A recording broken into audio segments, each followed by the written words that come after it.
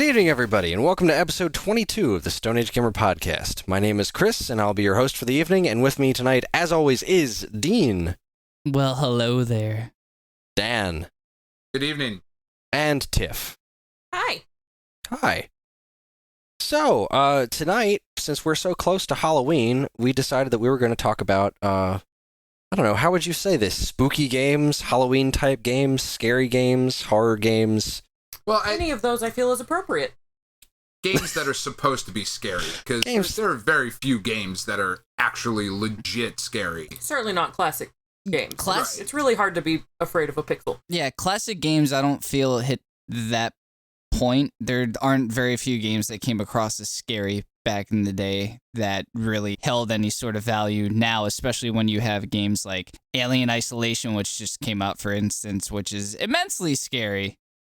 Outlast. Outlast is an incredibly That I scary game. still can't pick the controller back up because I'm too frightened. You know what? Me too. It took me some cojones to beat that game. Now, you know what? Let's kind of start there, because that's an interesting point that you bring up about scary, and I might argue that some classic games did create a certain level of scariness, but I guess we would have to define scary, because like, no, when you say scary, are you talking about like things that make you jump, or just a general atmospheric tension? See, I don't like jump scares, because everybody's go-to is the dogs in Resident Evil. This was the scariest game ever because I really wasn't expecting those dogs. That wasn't scary. That was startling. There's a very big difference. If somebody slams a book down on the table, I don't fear for my life, but I am going to jump out of my skin. Now, recently, they seem to have cracked the code, and we legit are getting some scary games. Like, scary, put this down and go turn the lights on, and I'm not going to go to sleep for a while, scary game. But there has been a horror genre for a long time that, as far as the character in the game, the character is scared. Does that make sense? Like, I'm not really scared about what's happening to them, but the character is scared. I think that's a fairly decent definition of the horror genre. Either that or the game deals in traditional horror tropes, like Cabin in the Woods style. I don't Gotcha. know. I mean, I think there are games out there that are atmospherically scary. For one, Amnesia is an incredibly scary game and makes it scary because it goes off that fact that you can't see what's hurting you, but you know your life is in danger for this character.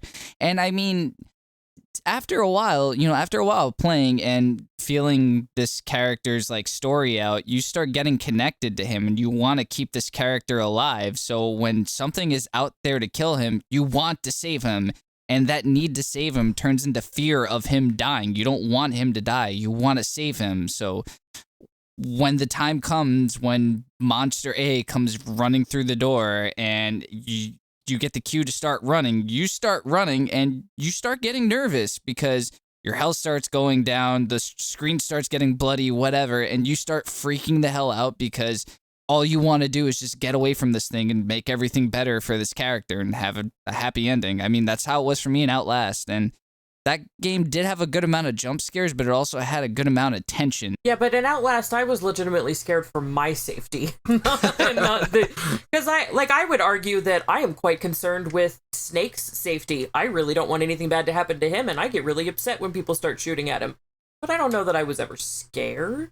But I think what you were saying before, Tiff, you were saying that it's like the character is scared. If the character is scared, then I think that qualifies it as a horror game. Or kind of that the game is telling you that the character is supposed to be scared. That's interesting. But well, let's kind of start going through the games that we had all prepared to talk about, because we all came up with a couple of games we wanted to talk about that were I guess, good examples of what we like in scary games. So, Dean, you had just mentioned, what was the name of that game again? Outlast. No, the one that you were just talking about before, the Amnesia. Amnesia. Yeah. Was that the game you wanted to talk about, or? No, actually, the game I was going to talk about was the stereotypical one, was Resident Evil, but I could talk about Amnesia for forever. I mean, that's just a totally different game, and I mean, that game didn't come out too long ago, but if we're just going to kind of go about favorite spooky games, yeah, that game's super spooky, man. Well, I guess in the interest of keeping it retro, we probably should talk about the older stuff. Yeah, all right, then I mean, to be honest, like, the old standby is Resident Evil. That game didn't really need to do too much to scare you because that was the generation of 3D graphics. So that first cutscene that comes in when you get into the house and everything, you don't know what's chasing you through the fields into the mansion or whatever, and you finally find the first zombie, and it goes the cutscene at him rearing his ugly Nosferatu-looking head at you. You kind of freak the hell out a little bit. I mean, it's a zombie game, but you've never seen a zombie like that in a video game before. It wasn't some kind of green, ghoulish-looking thing that stuck its hands out at you. It was this monstrous, bloody, cannibalistic human that was once like a real talking person, and it turned into this thing, and it was sort of startling to look at. I'm not even talking about the jump scares, but knowing that behind every single door could be something like that was a little nerve-wracking, and especially the fact that you had the cutscene of every single door opening up only added to the tension. And I mean, that was more or less a loading screen, if I remember correctly, but it was a cleverly disguised loading screen. Like I said, it did a good job of adding a lot of tension to the game, because that only made you wonder that little bit longer what was behind that door.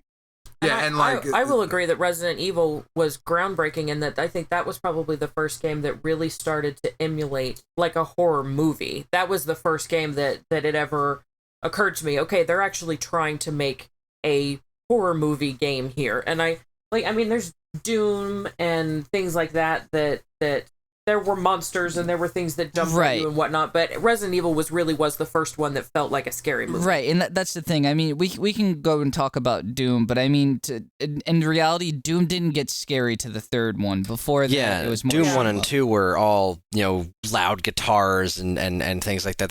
It wasn't a scary game. It was just like a metal video more than a horror movie, It was just like all the music was just this like screeching guitars and heavy metal music, and it was just like really loud and bombastic, and I love the game to death, and I guess it's kind of a horror game, but I never found Doom to be scary at all. I mean, there was horror as in like it was bloody and gory, that's what I mean by horror, and but yeah, it was never really scary until, like you said, Doom 3, even though like the monster closet trick is kind of a one-trick pony. It's like, okay, now that I've killed all these monsters that jumped out of this room, what the hell were they doing in there? Why is there this 8-foot by 8-foot room filled with monsters wall to wall? Like, what are they doing in there? They're just hanging out, waiting for me to show up, like having a meeting. There's going to be a dude, and he's going to interrupt our weekly monster mash. Yeah, they were doing the monster mash. Very appropriate for Halloween. Oh, God damn. I think the other thing to these games that really started sinking them in for that generation was that they had more fuller developed stories. And I hate to keep singing on it because I'm not actually that big a fan of Resident Evil in general, but that had a pretty fleshed out story. The characters got developed over time, and they spanned multiple games too. Even if they weren't in every single one, the characters did return in some form or another in sequels, which I feel is cool. And it did still solidly feel like the same universe. Yeah, that's the thing. It was always based in the same timeline, same universe. And I mean, a lot of these characters later on did meet their conclusions, which I feel is cool, and tying up loose knots is pretty cool a lot of the time. And I don't really feel you reached that level of storytelling till PlayStation and Nintendo 64 and that level of PC. At least for as far as horror games go, because I'm sure there were plenty of other games before that did storytelling right, just maybe not in a horror formula. Well, and yeah, before Resident Evil, most of the games were booga booga booga, I'm gonna get you, ha ha ha, kind of shit. Right. Yeah. And then you have Resident Evil, and it's like, oh, okay, all right. We have to think about this, and we have to find out why this is happening to us and how to get around it. Yeah, I actually have to strategically make my way through this thing because it's not just room after room of nameless, faceless bad guys. And what I really loved about Resident Evil, and what I think really added to the overall atmosphere and the tension of it, is the limited item management that you had. Like, I can only carry so much stuff with me, and I don't know if I need it for this next section that I'm going to go into, and if I don't bring it with me, then I'm screwed. Well, yeah, to that point, that's Resident Evil really introduced the survival part of survival. Right. They introduced survival horror. I mean, I guess technically, I think Alone in the Dark may have come before it, but it really doesn't matter because Resident Evil was the game that really did that. They didn't really perfect this.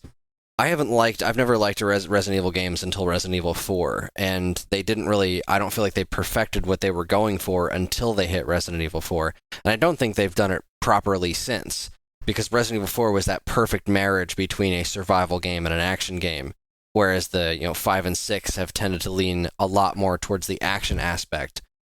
The limiting controls in Resident Evil, the horrible tank controls that they have in Resident Evil 1, 2, and 3, and even technically still have in 4, they helped kind of create this tension around, getting away from things was not easy. You weren't a ninja in that game. You couldn't just jump off walls and get away from anything you like. It was hard to get away from a swarm of zombies. And it was hard because the controls were so cumbersome, so it was kind of a cheap way to get to it. But by the time they got to Resident Evil 4, where you had just enough mobility, but you still had to conserve ammo, and you still had to conserve the way that be really conscious of the way that you moved around and got away from things, Resident Evil 4 legitimately scared the crap out of me on a couple different occasions because it was so threatening.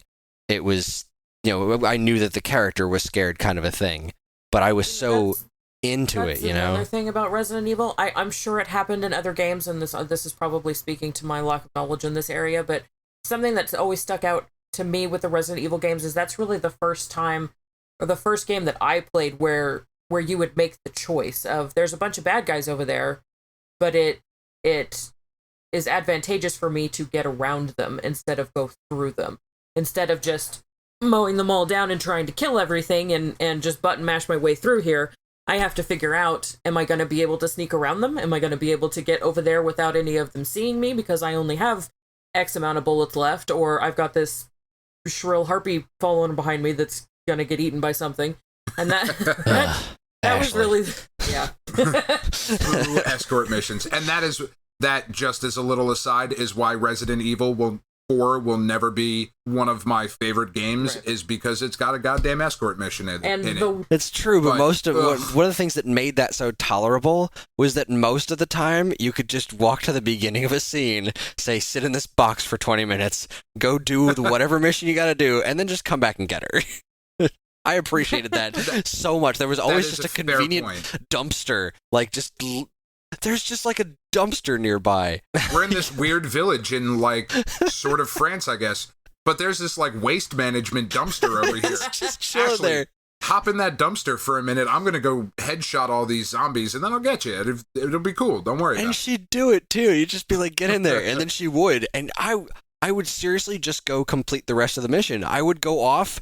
I'd be gone for an hour. And I'd come back and she's just chilling in the dumpster. And all right, well, everyone's dead. Let's go. I took a nap. It was great. My Ashley was dumber than everybody else's Ashley because I could not get that girl to do anything but follow just far enough behind me to get eaten by everything.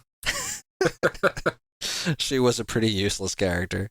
But because she was so useless and because that was so infuriating, it really made you stop.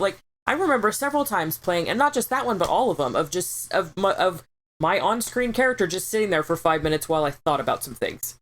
Do I want to go that way? If I go that way, are they not going to hear me? And that made it that much more interesting as opposed to just, I'm just going to walk in this room and, oh, there's some bad guys, let me kill them. Now I'll walk in the next room and, oh, there's some bad guys, let me kill them. Yeah, that's definitely true about Resident Evil. I remember distinctly doing that in Resident Evil 4. I mean, I remember, playing the first Resident Evil and thinking this was awful and being almost impressed with Code Veronica for Dreamcast, but I distinctly remember getting into that kind of a situation. Actually, the most startling thing that's ever happened to me in a video game happened to be two different things that happened in Resident Evil 4. One was when I was in that situation. I was planning something. I was in the house in the beginning of the game, and it was my second playthrough, so I kind of was overconfident, and I was just all right, what's my course of action here? What am I going to do? And then all of a sudden, because I didn't hear him coming, Chainsaw Guy took my head. And I dropped the controls. Like, go!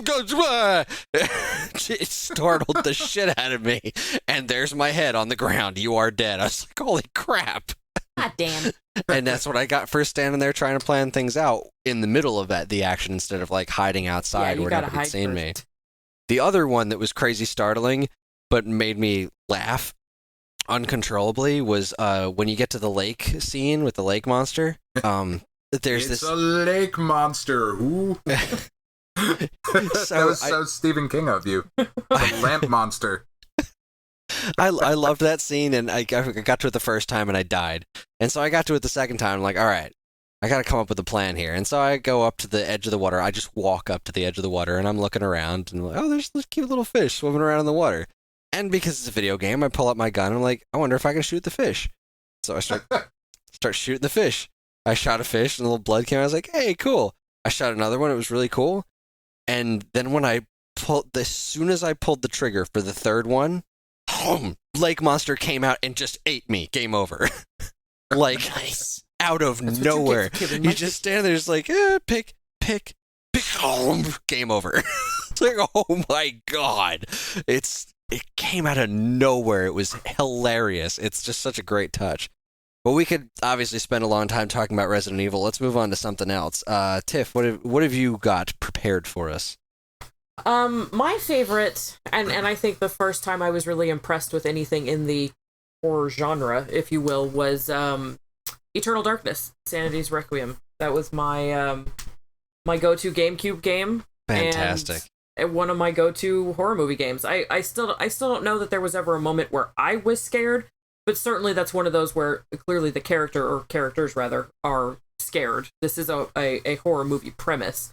But so involved, and so like I was just really blown away by the you're never playing as one character for very long. All of the characters are wildly different, and like as soon as you just have time to figure out how this character is going to play and what their stuff is before it starts getting real for them.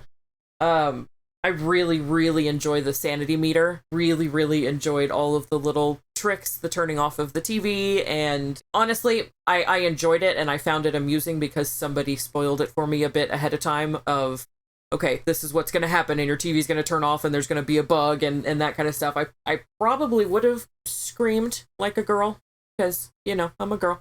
If nobody had warned me about the cockroaches that were going to crawl on the screen, because I have a real big problem with cockroaches. But just so clever and so unique. But such a shame that it was a Nintendo exclusive. It was the first Nintendo published mature rated game, and it just, unfortunately, they just didn't have the sales. I think that game sold less than 500,000 copies, and because of that, we never got a sequel.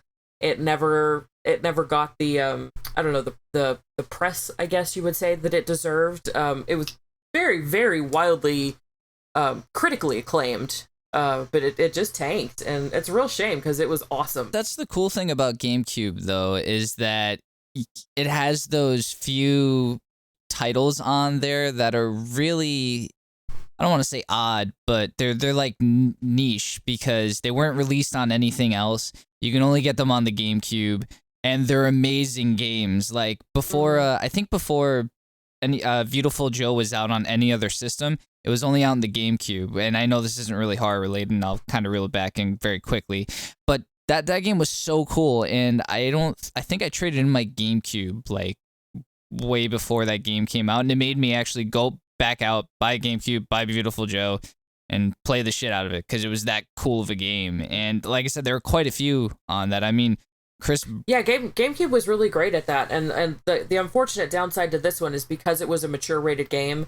I think Nintendo was still kind of in that this is the kids' system kind of thing, and also the game ratings were still relatively new at the time, and I think parents just looked at that and went, ah! And so because of that, I think the sales hurt. I mean, I think if that game had been on, what was that, PS2 at the time, I think it would have been just a smash success. Yeah, it's one of the few games where I look at it and I go, I actually legitimately feel bad for the developers of this game because they should have been rock stars after that game. Yeah. With how clever and interesting it was. And it just, unfortunately, was wrong system at the wrong time. I think now, Like if that game were to come out today on Wii U, on any of the systems, I think it would be a smash hit. Well, especially because in retrospect, I really don't know that earned a mature rating. I mean, yeah, there was a little bit of gore, and it was scary, but it certainly doesn't compare to some of the mature games that are around now. Like, I think mature might have been a little harsh for that, because I certainly think that 13, 14, 15-year-old kids could have enjoyed the shit out of that game. Well, yeah, you put that, and again, I think this may be a podcast for another time too, but you put Eternal Darkness with its mature rating against Manhunt with its mature rating. Yeah, not even in the same ballpark. I think the rating system was just too new, and the Nintendo parents were scared away from it, and it's a real shame, because it is one of the really refreshingly unique titles out there, and good for Nintendo for picking it up. It was just an unfortunate set of circumstances, but definitely one of my favorites. Well, there was a lot more unfortunate circumstances to it. I mean, I think Nintendo's biggest mistake with that game was really its marketing, because the game had been through it was in development hell for so many years. It was originally a Nintendo 64 game. Developed it are just basket cases completely. Oh yeah, Silicon Knights is kind of legendary for that stuff, but I mean, when this game started off in N64 development for years, and it got pretty far along, and then they moved it up to GameCube, and it was supposed to be a launch title, and then it missed the launch window, and then it just kind of kept... Because of 9/11. Yeah, it just kept getting pushed back and Which, pushed again, back. Was a little ridiculous. Like, we're pushing this back from 9/11 because a portion of this game takes place in the Middle East. Like, yeah, I really? mean, it was so unfortunate timing, and I think the GameCube was young enough that... No, it's true. It was like... It was the Middle East, sort of. Like, it was Persia in, BC. Like, I really think that would have been okay, but okay. But it was unfortunate timing on a couple of different respects, and I don't think it was necessarily because it was on the GameCube, because the GameCube had that initial... If it had come out at launch, it would have done a lot better, because at launch, it would have come out and it would have landed in the right people's hands, the people that were buying Rogue Leader, you know what I mean? Yeah. But because of the marketing of both the platform and the game itself, like the marketing for Eternal Darkness, I don't even remember it, because it was that lackluster. Well, because it was debuted at E3 in 1999. It didn't come out until 2002. Like, it almost got some Fez treatment. Like, yeah, people were all in a tither when they started marketing, but then it didn't come out for another 3 years. Yeah, and it was one of those games that was just kind of, because it was in development hell for so long, it kind of got this reputation. And also that, and this was really Nintendo's biggest failure with the GameCube, I think, was just the way they launched it in the first place as a little purple lunchbox. A lot of gamers didn't take it seriously, and the ones that did, bought the black platform. If they had gotten Eternal Darkness at launch, like promised, then I think it would have been a different story. I think you would have seen more of that. Like, that would have been the building block, and games that came further down the line, like Geist, would have been approached with a little bit more fervor, and probably would have gotten better development cycles, because that's another kind of not necessarily horror, but kind of a weird spooky type game, and really interesting. Yeah, like a psychological type game. Geist, which was a late GameCube game, it was a first-person shooter. It didn't have great graphics. It seemed like it needed a few more months in the oven. But it had a lot of really great ideas where you're a poltergeist and you have to kind of inhabit different things and scare those things in order to inhabit them. Like, you couldn't take over something until it was scared.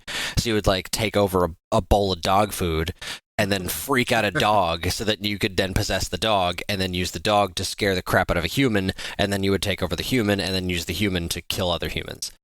It was a really interesting concept. Yeah, and that was what was so great about Eternal Darkness, is that it was so unique. I mean, yeah, it's sort of in retrospect, it's sort of an Assassin's Creed kind of thing, if we're going to go back through the time and play as the different characters. That was cool, but it has been done, has been done, but the insanity meter in particular was so unique, and that particular aspect of the gameplay was so interesting that they could have launched a franchise off of that. And Nintendo actually still owns the rights to the insanity meter kind of process. So at any time they could do some kind of sequel, and there's been rumblings of like a downloadable title of using that in some shape or form. Yeah, I think they actually own the name Eternal Darkness too. I don't think Silicon Knights has that anymore, which is why Dennis Dyack was doing a Kickstarter recently for a pseudo spiritual successor to it. What was it called? Like the Soul of Dark. What yeah, something of darkness. I don't know. It was weird, and the Kickstarter didn't succeed. Not only did happen. the Kickstarter not succeed, but then one of the co-creators got arrested for child pornography. So yep. That kind of puts your game system or your game career on hold there. Yeah, I mean, just all kinds of banana stuff. But another thing that was super unique about that was the first game I'd ever played where something that you did right at the very beginning changed the outcome of the entire game. Because how it happens is you start off as Alexandria. Her father is dead. She's trying to figure out why. She goes into his house and she finds this book, and in going into this book, she gets kind of sucked back into Pius, who is in Roman times, and he's looking for some ancient artifacts, and he finds them, and there's 3 different artifacts, and as Pius, you have to pick one, and there is an ancient, they're called ancients, but there's like an ancient god attached to each artifact, and depending on which one you pick, the enemies and things that you encounter throughout the game are skewed a little differently. So if you pick the ancient that is based on magic, then the enemies will act in a more bonkers kind of way and do it, like the skeletons will self-destruct randomly and all kinds of stuff. And if you pick the god that's based on like physical pain, you take a lot more damage from the enemies. So like all kinds of different things. But I actually didn't even realize for a long time that you don't actually complete the game by completing the game. You actually have to play through it 3 times and pick all 3 ancients. And when you do that and complete the game under all 3 ancients, there's an additional kind of mini level-ish where it comes up and says all 3 ancients have been defeated. And I had that game for years before I realized that no, I hadn't actually completed it. And I just thought that was so interesting and so unique that there wasn't just a predetermined path that you kind of determined it for you. And there was also kind of an unofficial easy, medium, hard level also, because depending on which ancient you picked, you played a much harder game. Yeah, I've never played through the game myself. I've played some of it, and it's really, really cool. It's just one of those games that kind of always landed on the back burner with me. And kind of getting back to what I was saying before about the sales of it, I'm the exact situation that I was talking about. I was going to get that game at launch, and then by the time it came out, I was just like, this game's been delayed over and over again, and I'll pick it up eventually. And then it was years before I actually bought the game, and by that point, I had lost so much interest and had so little time to play games. I never really did, but it's definitely on my list of things to go through. I would love to see some sort of modern remake of this, just that would be awesome. with updated graphics or something like that to really take advantage of.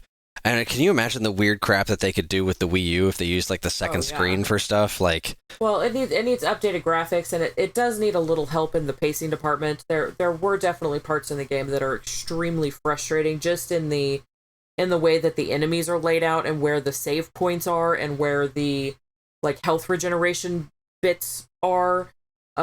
It does get very frustrating because you'll come upon room after room after room after wave after wave after wave of bad guy, and then there will be a save point right after that without there being a health regeneration. So now you have to start your new stage with a 10% health bar, and there's no way to get past it, and that is very frustrating, especially for somebody like me that is not the best video game player. That is one of the things that'll make me put down a game and walk away from it forever. Yeah, it's the just level a pacing design problem. was lacking a bit. But goddamn, the first time it shut my TV off, what the hell is that? What? Or you blue screen? Got up and that's not even possible on this. What's happening? Start checking my connection, and I'm like, what is going on? And then the game pops back on, and she screams, and I'm like, all right, game, I see what you did or there. when you go through and you beat a big baddie, and you're like, yes, I finally beat him. And then it skips you back 5 minutes, and you didn't actually do it. And your character goes, oh, this can't be happening. And you go, this can't be happening. The game save one was the meanest thing that I've ever seen. Yeah. Where it goes and it deletes your game saves. No, stop that. What are you doing? Yeah, it's so clever and so awesome. And It really deserved a lot more than it got. I really hope that at some point the right person comes along at the right time and really gives it the respect it deserves. I think that's very possible that could happen. Well, it definitely has garnered itself a cult following over the years. It's a very well respected game now, and I mean, it's a lot like Beyond Good and Evil, and one of those things where it's like, yeah, it didn't sell too well, but the people that did play it really liked it, and so there's always this hope out there that there will be something else involved in it someday. And you know what? Duke Nukem Forever is readily available. They made a sequel to Kid Icarus 20 some odd years later. Anything is possible in the games industry. So let's take a quick break, and when we come back, we'll talk about a handful of other games. Stick around.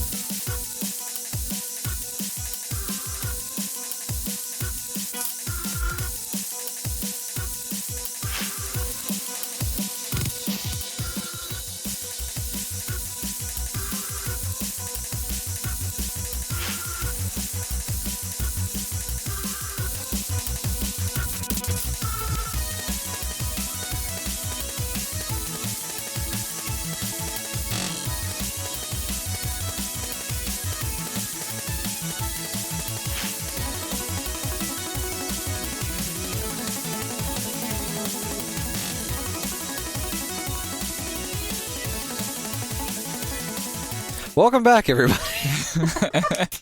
Damn it. I'm so close. So, almost there. You tried, Chris, and that's what matters. And we're back, everybody. Fresh off of our break, we're going to continue our discussion on Halloween-y type games. I said weenie. Halloween type games. And I'm gonna take us back pretty far, because we've been talking about something fairly contemporary stuff. It was still, more or less retro, but one of the earliest games, one of the earliest horror type games in general was, and it's still one of my favorites. I bust it out every time I get near an Atari, is Haunted House for Atari 2600.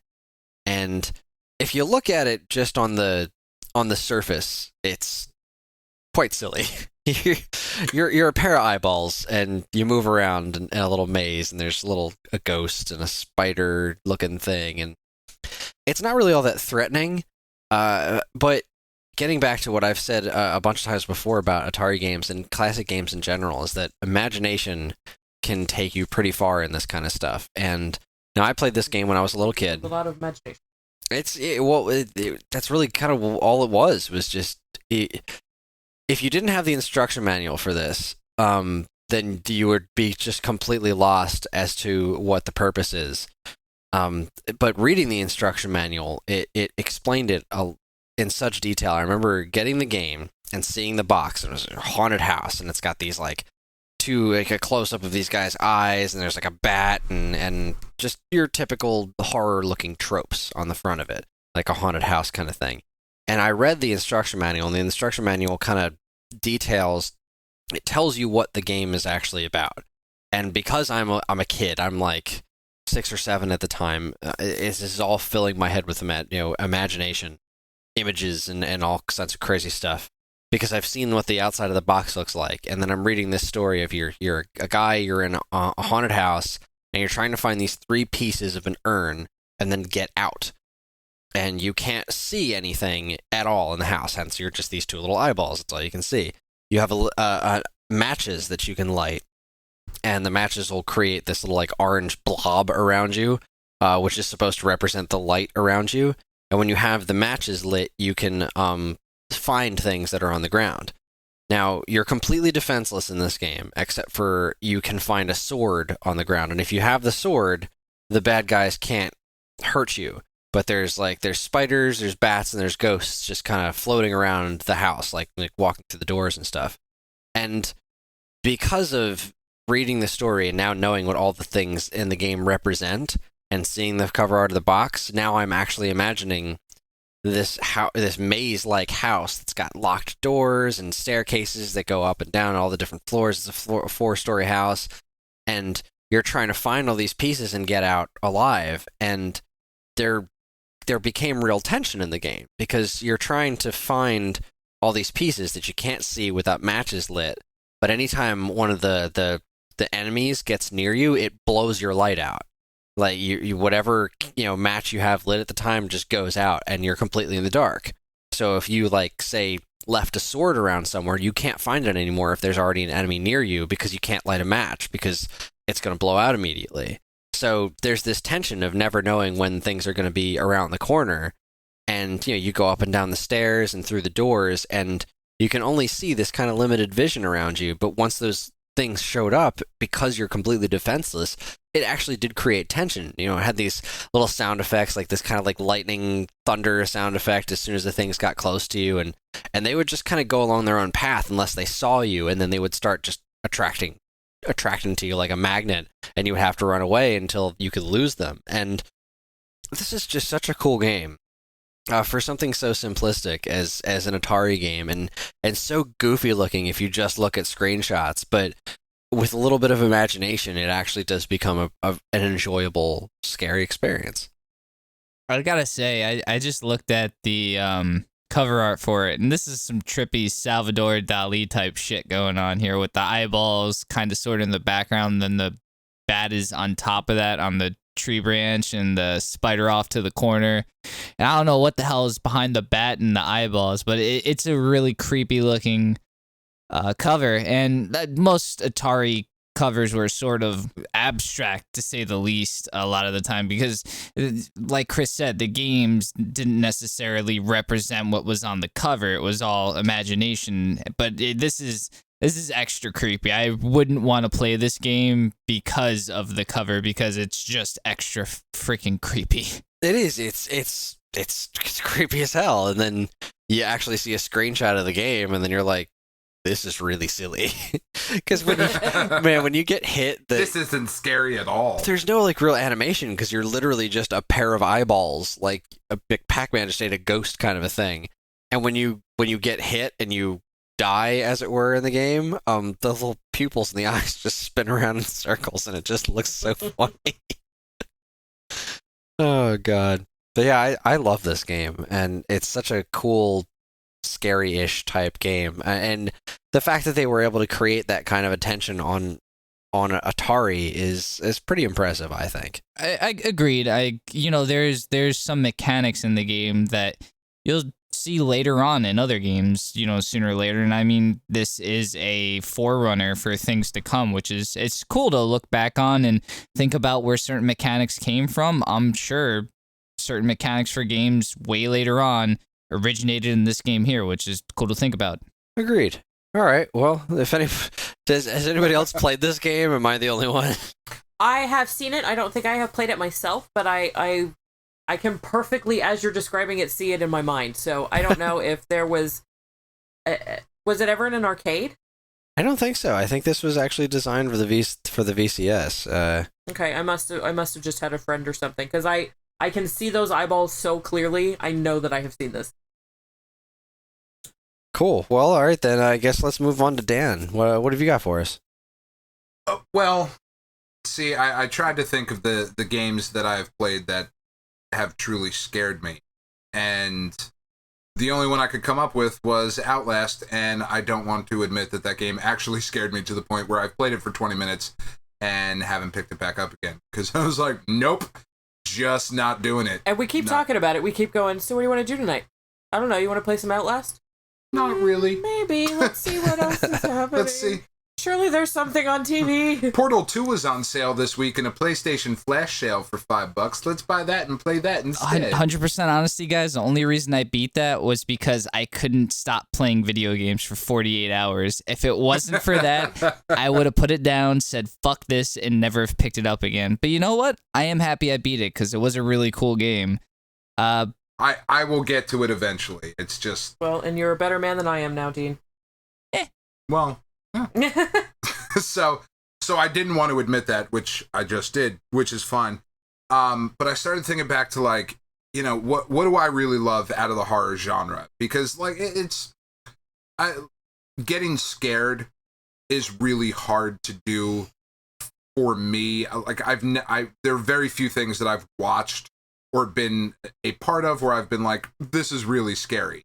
But I do really love horror movies. I love Nightmare on Elm Street and Friday the 13th and the Evil Dead series, and but I love them because of their kind of schlock cheesiness about them.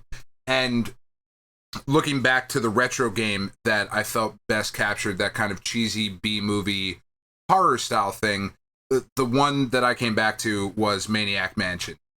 And for anyone who has not played Maniac Mansion, it is one of the most brilliant, enjoyable point-and-click adventures that you can possibly have. Because what it was, originally, you had text-based adventures. You had Zork, and you had to type in these obtuse commands, and none of the instruction manuals were very helpful, and it was like, go left. Okay, you're in a forest. Shit, what do I do now? Like, I don't think shit was one of the options. It was. Just shit in the forest. And, but what's the advantage of this? You feel better after. You're not backed up anymore. You can run faster. In case something's coming to get you. Right? It's behind you and they'll slip on it and fall. Perfect. Yeah, no, this all makes perfect sense. sense. It's like a stinky oil That's why I've never beat Zork. I never shit in the woods. Okay. So anyway, so you had these text-based adventures, right? And as things were moving on and graphics were getting better, it allowed companies to do a little bit more.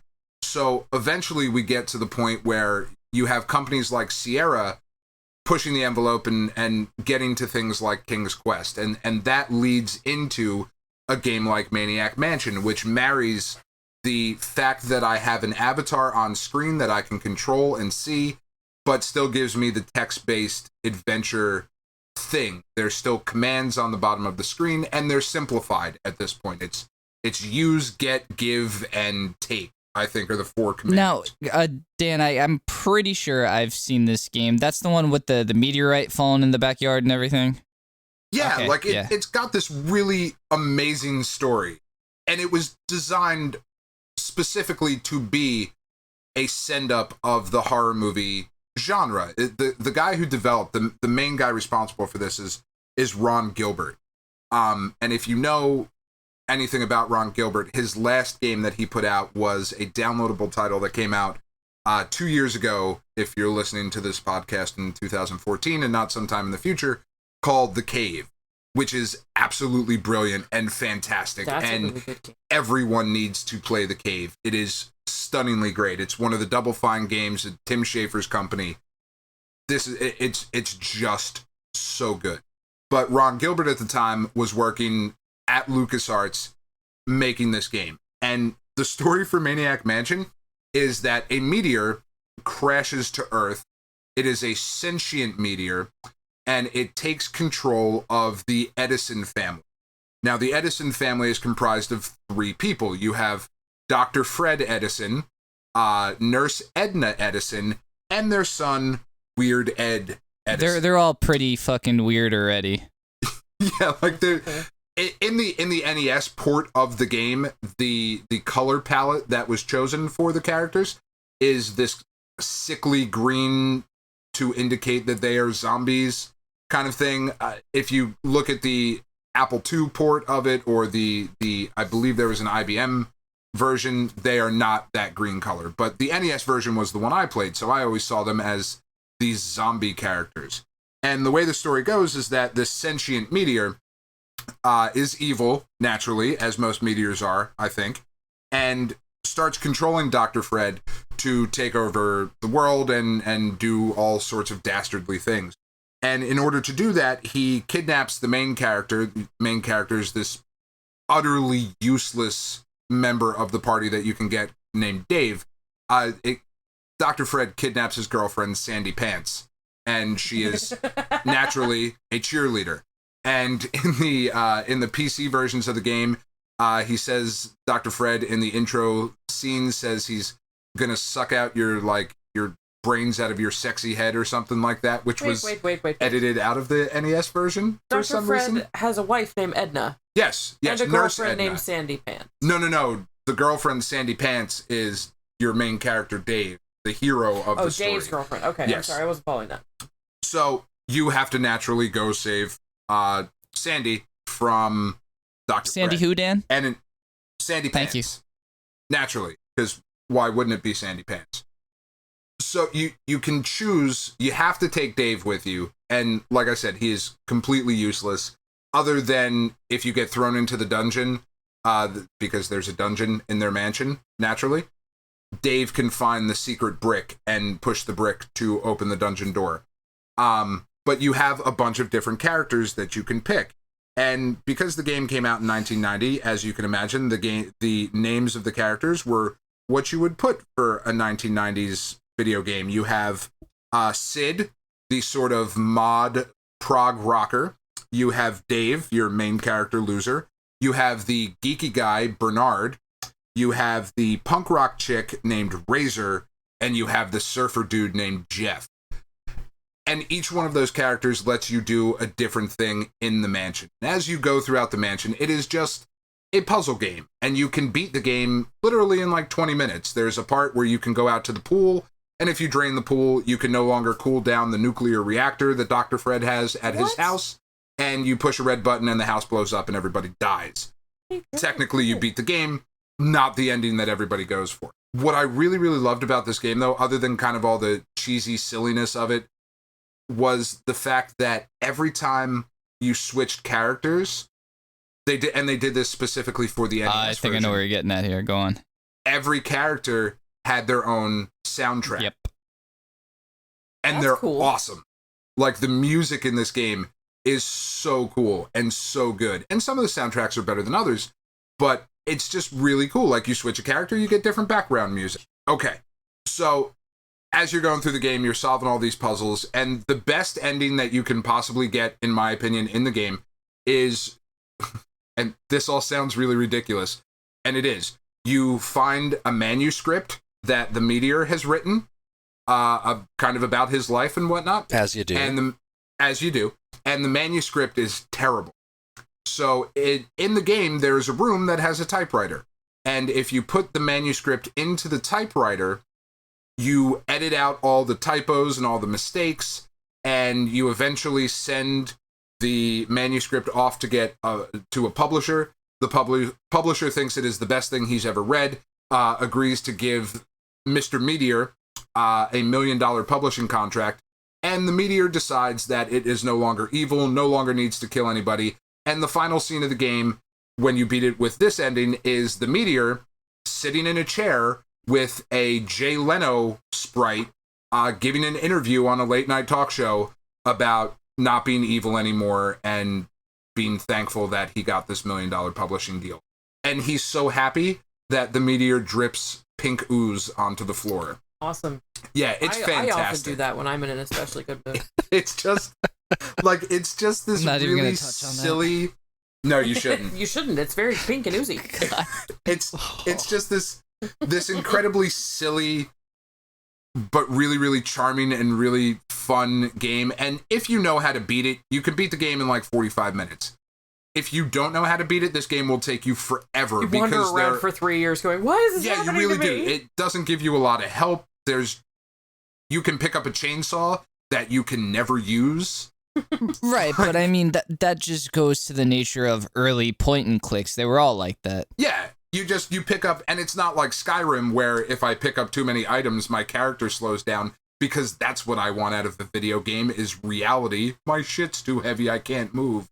Right, you can pick up everything in this game. You can pick up a week-old turkey if you want, and there's not much you can do about it, or do with it.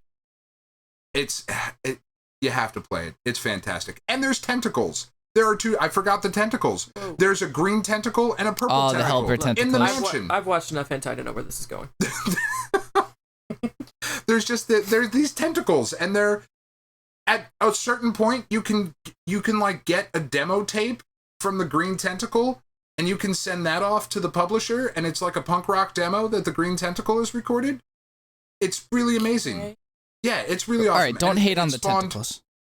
It spawned a sequel, Day of the Tentacle, which is an awesome game as well. So yeah, like that's my thing. Like when I think of these old, spooky Halloween games, I go to Maniac Mansion because it was really different and interesting for the time and absolutely worth everybody's time to play. Not so much in the spirit of horror, but definitely in the spirit of Halloween. A fantastic Halloween game to play.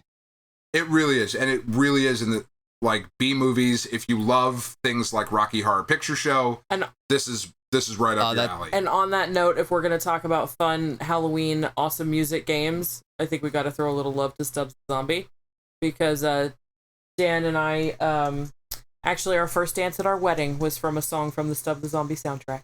Wow. I thought you were going to say Moonwalker for Genesis, but yes. I love Moonwalker. I can't because I'll talk about that game all fucking day. I love that game so much.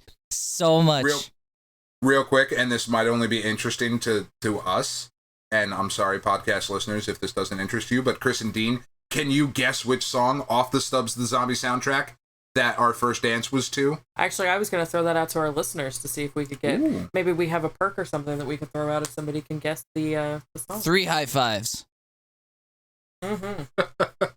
Collected at any point in time. I'm in.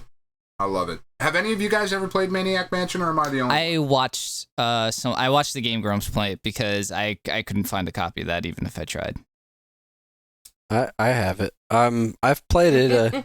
Yes, it's coming as a surprise to no one. I have it. Yeah. Stunning turn of events. Chris owns a video game. Really? I would have. I'm shocked. Chris, when did you start collecting video games? A few weeks ago. Oh, okay. I've done well in a few weeks. Let's see. I have played through some of Maniac Mansion. I'm more of a Monkey Island guy, which obviously wouldn't exist without Maniac Mansion because Monkey Island runs on the Scum engine, which was Scum stands for.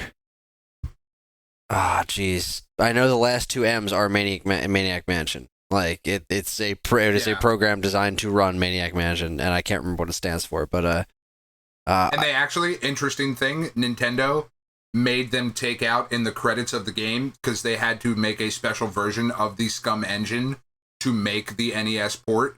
So in the credits of the original credits for that game, it says powered by NES Scum, and Nintendo looked at that and said, "No, you have to take that out because that tarnishes our image." Yeah, I can't remember. I can't remember where I was reading this interview or listening to an interview with somebody that worked on it, but the whole process of dealing with Nintendo on that game was apparently fascinating. Like they had to take out the whole thing with the microwaved hamster, but there was other stuff that was clearly far worse. That whole thing. Oh yeah, like just so far worse that involved like I think there's like a naked picture somewhere in the game or something. No, there is a mummy in a the mud flap girl pose. There is a mummy on a poster like that in the PC versions, but that was taken out of the Nintendo version because if I don't know, maybe if you're into like boobies? Bondage fetish porn, that might gotten to you, but there is stuff like that. Yikes! There is stuff like that was left in the NES game, whereas other stuff that was less bad, was taken out. Like it was apparently really strange. The things that they called out said, "No, you can't do this," and other things that were just kind of left there either because I don't know they didn't notice it or what. But if I can find this interview, I'll put a link in it in the show notes or something because it was really, really, really interesting stuff. Nurse Edna has a lot of like sexually suggestive dialogue that was taken out, and every time she captures you in the NES version, she goes, "Oh, an intruder in my house." Like every time, no matter with the frequency upon which she catches you, it's still the same. "Oh, an intruder in my house. To the dungeon we go."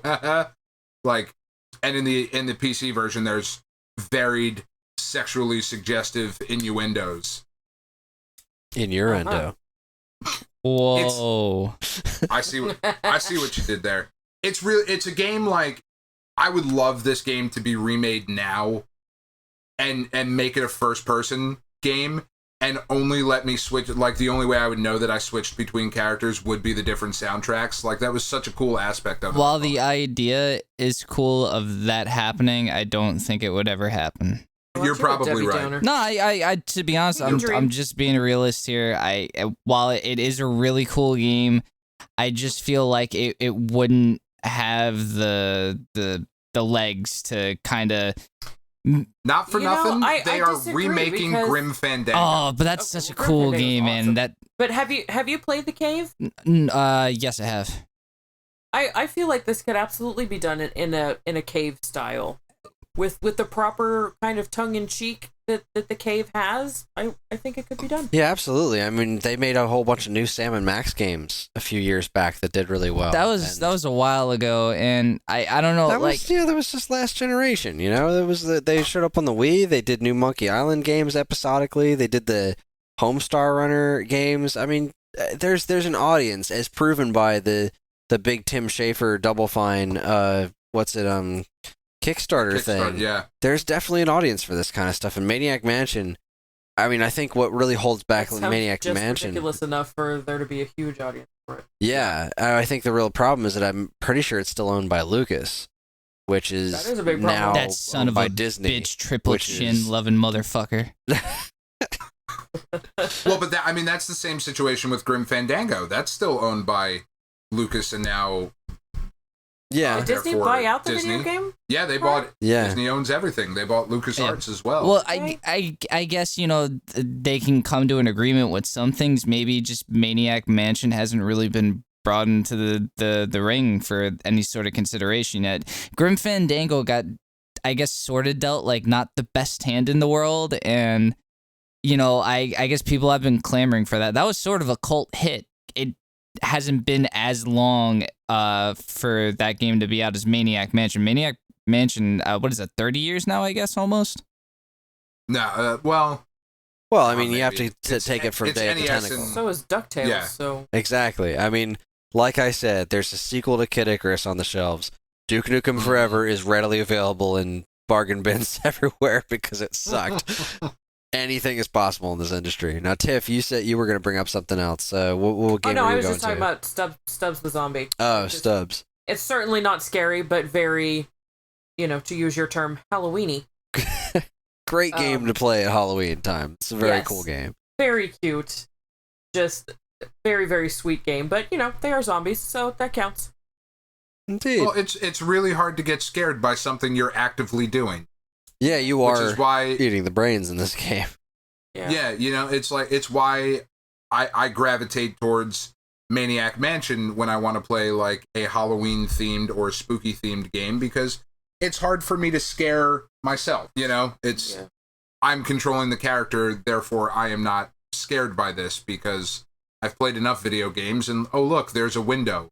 Something's coming through. Kind of like the Technicolor Friday the 13th game. No, that game's terrifying for all the wrong reasons. Which, can we just say, we were at Toys R Us recently, and there was a Technicolor Jason action figure. Fully neon.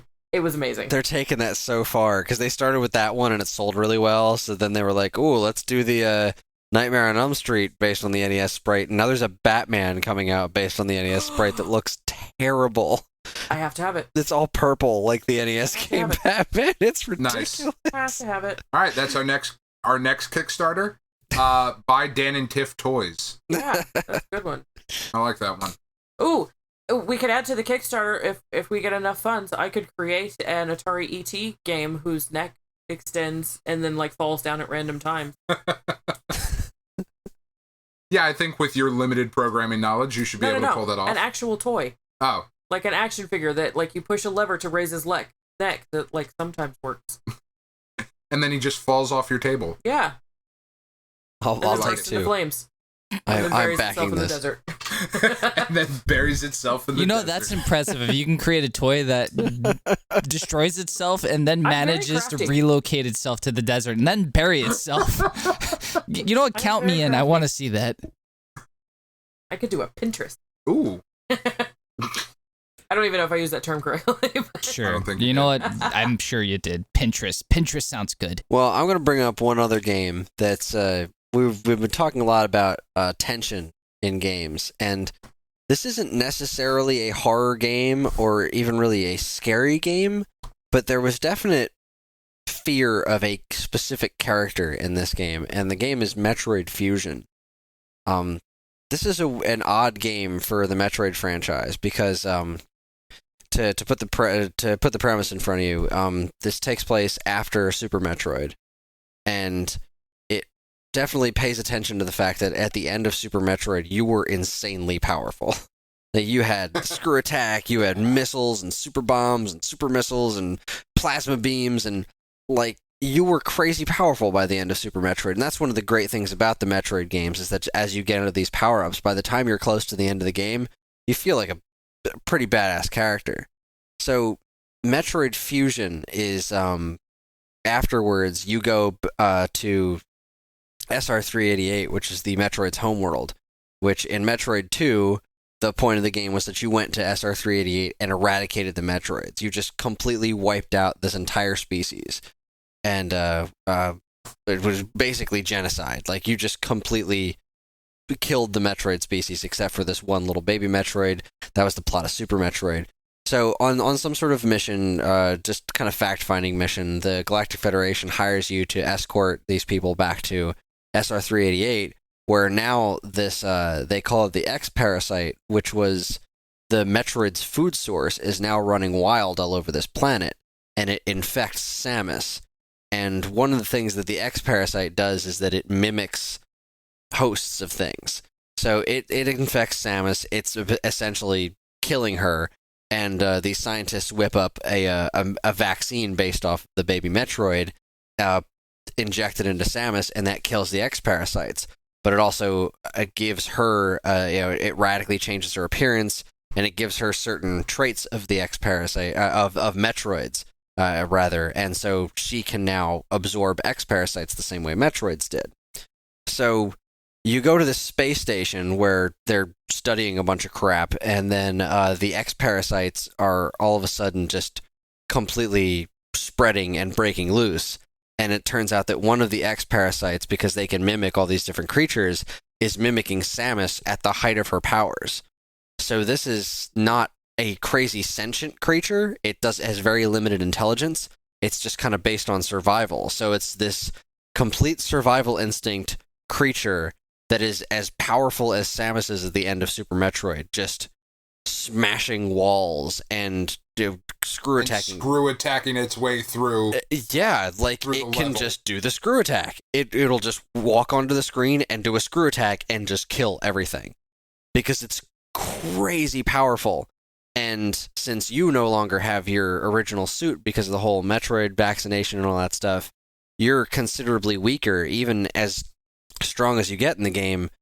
This, they call it the SAX, it shows up periodically in the game, and you have to hide, because if you don't, it will fucking murder you in seconds. And it's not like some sort of cutscene type thing. This is a Game Boy Advance game. If that thing spots you, it will start shooting you like you're facing off against Samus in Super Metroid, and it'll kill you fast. Like, just completely demolish you. And yeah, it'll shoot you through walls. Yeah, like, just like if nothing. You're on an upper yeah, you're done. And this thing was terrifying in that game. It's a sprite, it's a little thing, but because I've played Super Metroid, I know how strong that is. And because I've tried to face off against it more than once and died immediately, like, you can't beat this thing. So whenever the SAX is near or shows up, and you can hear it, you can, like, kind of tell when it's coming nearby, and they have these, they're kind of pre-scripted elements in the game where there's always kind of like a place for you to hide, but because it's all done in gameplay, none of it's cinematics, the game just kind of naturally directs you to hiding in these places, and or seeing the SAX walk by and just blow up a wall and walk through it. Like, it created such a crazy good tension where it was actually frightening. Like, if I'm playing the game, I'm not like fearing for my life or anything, but fearing an immediate game over kind of a thing. I'm running through the game, and all of a sudden I know that the SAX is nearby. I'm like, shit, I gotta run. And then, like, it's chasing after me, and I finally find a nook that I'm fast enough to hide in that it's not gonna see me, kind of a thing. I It thought sort of seems like a precursor to the new Alien game. Yeah, it's close because that same sort of thing happens where there's a lot of scripted you moments. have to complete your objectives, but every now and again, Well, I mean, that's the same thing in Outlast. There's plenty of scripted moments in that game where you'll have plenty of spots to hide, and you sort of know it's coming because there'll be some extra beds and closets come up. Yeah, well, there's some lockers over there. I'm guessing on control. And the big guy will kind of roll his ass through there and whatnot, and you just gotta pray for the best and somehow work your way around him. And again, he doesn't go away after a certain amount of time. You just it's the mechanic. Work your way around him as best you can while he's patrolling the area, and that happens a few times in the game. And I mean, a perfect example of that working in another game is Metroid Fusion. There's a spot where it's leading you to, this might be a good place to hide. You get the hint that something's coming. You hide. It runs past. It was a tense moment, and I mean that's great. That works tension up. That's fantastic. What was I awesome? think this kind of circles around and kind of ties a bow on all this. I think that might be a really excellent kind of definition, if you will, of what makes a horror game or something in this genre, of this overlying level of tension that is separate from the actual objectives of the game. Of, I have a purpose, I have a thing that I'm going to do, but you have to keep this kind of thing separate. Of, there's always this kind of whatever force to the side that at any moment is going to come in and ruin everything for you. So that I think that kind of dual focus is kind of what puts you in that I'm scared kind of thing, because I need to get out of the house, but there's somebody here trying to kill me, or I need to find this thing, but I gotta hide from that thing over there, or whatever. I think that's really what creates that kind of feeling of horror. Yeah, agreed. Having that sense of tension to push the game forward is always a big thing. I keep using it, but I mean, I guess the game's just so fresh in my head, only playing it a month or two ago. Outlast, things will bang on the door, and it's meant to push you forward. And I mean, it's been done in other horror games. This isn't the only game. This is just the one I've played recently, where, you'll hear the banging, and you can't go back that way, obviously. You need to go forward. So you're obviously looking for another exit, and you're not meant to lollygag around. You're meant just to kind of get through it. So you're looking for an exit, you're looking for a way out, you're looking for objectives, and that's the game's way of I can't think of the word. Well, if you concentrate too much on the scary guy or the tension creating thing of trying to stay away from the thing that you're hiding on or whatever, you're never going to complete your objectives. But if you concentrate too much on your objectives, also a lot like Resident Evil and Ashley, you're never going. The thing that's scary, or the bad guy or whatever, is always going to get you. Like, there has to be that mix of, I'm trying to complete this objective, but at the same time, you always have to be aware that this other thing is happening over here. It's like Jurassic Park. I'm hiding, but that raptor's opening that door. I gotta go. Yeah. There has to be a good sense of balance in these games, and I feel there are plenty great examples of it doing it well. And yeah, having that tension makes a really good horror game a lot of the time. That probably is the best way to put it, and put a neat bow on this, is creating tension in a game, and making the objectives against these characters and like insurmountable odds, like difficult to get to, and having these big unkillable characters and these sort of scripted sequences does give you this sort of like dread and fear of them coming along and killing you. That is scary. Yeah, like having to hack a door locking mechanism, knowing full well that I have to stand here for 6 seconds because that's how long it takes for this computer to hack this door mechanism. But that's 6 seconds that I'm standing here exposed, where this thing could come along behind me and murder all of my pieces. It's only 4 seconds if you're the master of unlocking. Wow. Easy Skyrim. And on that note. Yeah, on that note, I think we're gonna wrap it up. And it's a shame that we went through a whole Halloween-themed podcast and without mentioning stuff like Super Ghouls and Ghosts, which is a super fun game to play at Halloween time, and super frustrating. And of course, Mike Sheridan will probably kill us because we didn't spend an hour talking about Castlevania, which is Darkstalkers.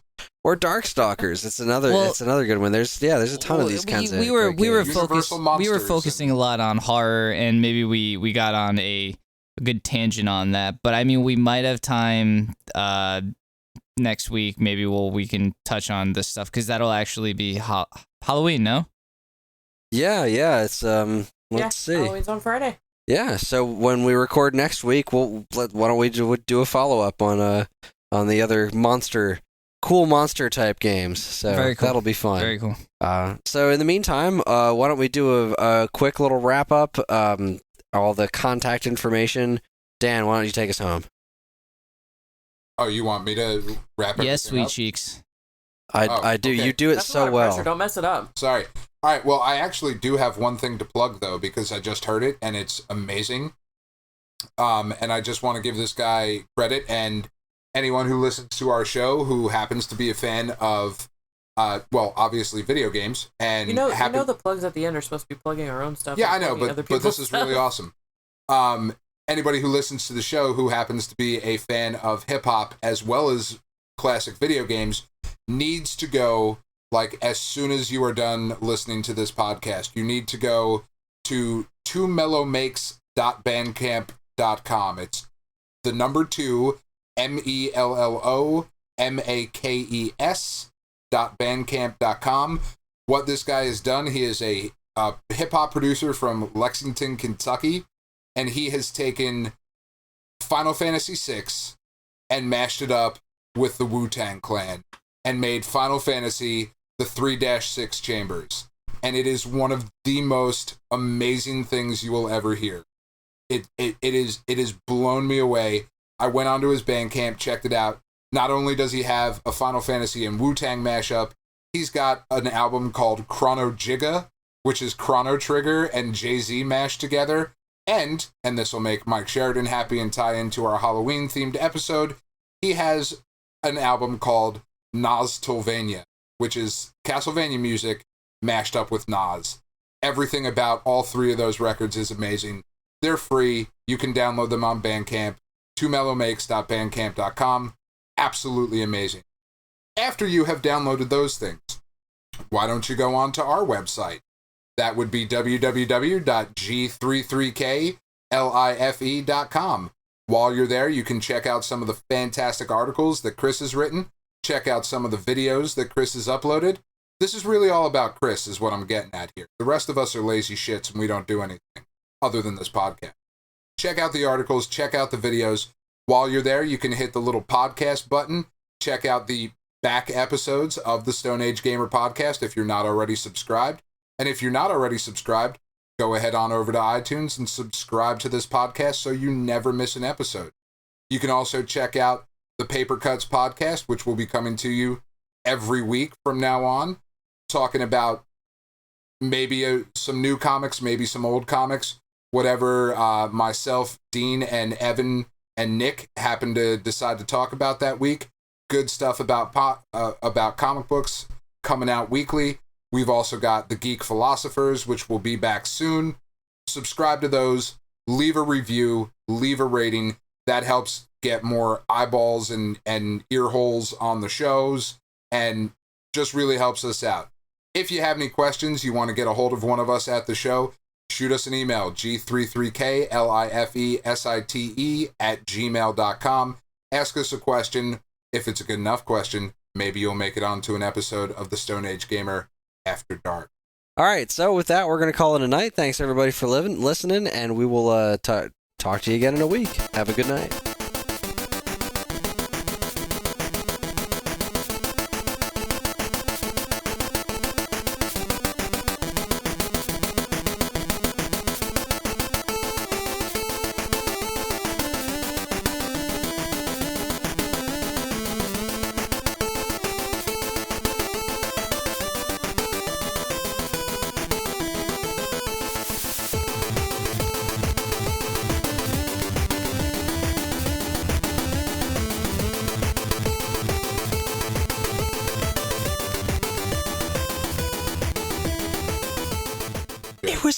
goddamn N64 game, and this came out late in the 360's life cycle. They had forever to get that shit right.